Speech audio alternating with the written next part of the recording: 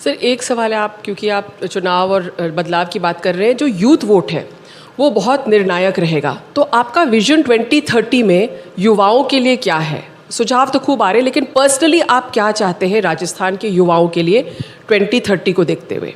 देखो, एम्प्लॉयमेंट चाहे सरकारी चाहे गैर सरकारी हो, युवा जो चाहता है मैं नौकरी करूं, तो सरकारी कंपटीशन है, प्राइवेट सेक्टर में परफॉर्मेंस है, उसको अवसर तो मिले, उपलब्ध तो हो नौकरी।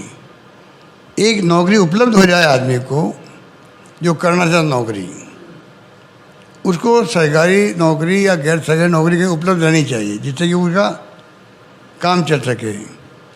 वो स्थिति नहीं रहती तो फिर असंतोष पैदा होता है। फिर आप देखिए कई घटनाएं होती है, दुर्घटनाएं होती है, या जो यूथ के अंदर फ्रस्ट्रेशन कुछ भी हो सकता है। तो ये माहौल ऐसा बनना चाहिए प्रदेश के अंदर जिससे कि गुड गवर्नेंस भी हो, हैप्पीनेस इंडेक्स बढ़े, पर कैपिटा इनकम बढ़े लोगों की। ये तमाम स्थिति बननी चाहिए देश के अंदर। विश्व गुरु बनने की बात हम करते हैं, अच्छी बात है, कौन नहीं कहेगा। तो उसके लिए भुखमरी हो रही है अभी, तो कुपोषण है, शिक्षा का अभाव है, घूंघट बड़े बड़े हैं, सब कुछ है, कुरीति सामाजिक हैं, वो आंदोलन चलने चाहिए उसके भी।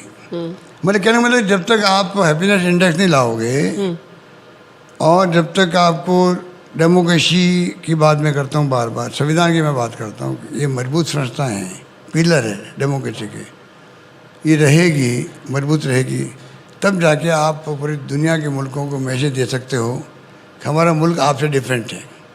सर जैसे आपने कहा कि जॉब्स, एम्प्लॉयमेंट, तो जॉब क्रिएशन के लिए आपका विजन क्या है 2030 का? जो ऐसे आप कह रहे हैं विजन डॉक्यूमेंट 2030, किस तरह से हम जॉब्स क्रिएट कर सकते हैं राजस्थान में? जैसे हम ये सोलर की हम बात कर रहे थे, तो बहुत इन्वेस्टमेंट हुआ है यहाँ पे, क्योंकि हम बीकानेर में हैं, काफ़ी स्टेक होल्डर्स भी आए थे।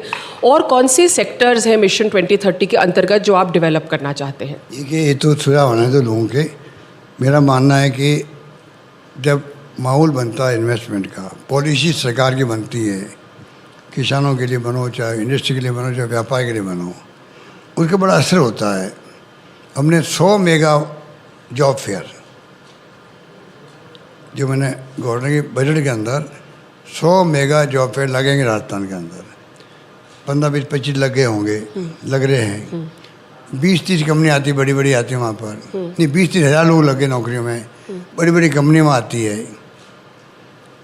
इंटरव्यू लेती लोगों को, कुछ लोगों को लगा देती है हाथों हाथ नौकरी में, कुछ का नाम नोट कर लेती है, सिलेक्शन कर लेती है, तो माहौल बना है जी। तो इन्वेस्टमेंट आएगा तो नौकरी मिलेगी प्राइवेट सेक्टर में। 3 लाख नौकरी हम दे रहे हैं राजस्थान के अंदर, इतना शायद ही किसी राज्य में होगा, और वो काम भी हो रहा है राजस्थान के अंदर। तो अल्टीमेटली एक यूथ क्या चाहता है, अपना फ्यूचर क्या हो, वो फ्यूचर के लिए चिंतित होता है, उसको अच्छी गाइडेंस मिले, उसका पर्सनैलिटी के अनुरूप गाइडेंस मिले, भाई इस सेक्टर में तुम्हें जाना चाहिए, जाए नहीं उसकी मर्जी है, परिवार का दबाव उसके ऊपर नहीं हो। आत्महत्या हो रही है कोटा के अंदर, कितना दुख होता है, एक परिवार का बच्चा आत्महत्या कर ले, 15-20 साल का बच्चा है वो। तो हम लोग उसकी पूरा इंक्वायरी बैठवाई, मैंने अभी कमेटी बनाई है, क्या क्या रिपोर्ट भी आ गई उसकी, हम अध्ययन कर रहे हैं जी। कैसे ये आत्महत्या रुके, कहाँ क्या कमी है संस्थाओं में, कहाँ कमी है परिवार के अंदर, क्या बच्चों को गाइडेंस मिली कि नहीं मिली, कारण क्या था सुसाइड करने का। तो ये तमाम बातें जो है, ये मिशन 2030 का जो कंसेप्ट यही है कि कोई भी सुझाव दे सकता है, और उसके आधार पे मैं समझता हूँ हम आगे बढ़ेंगे।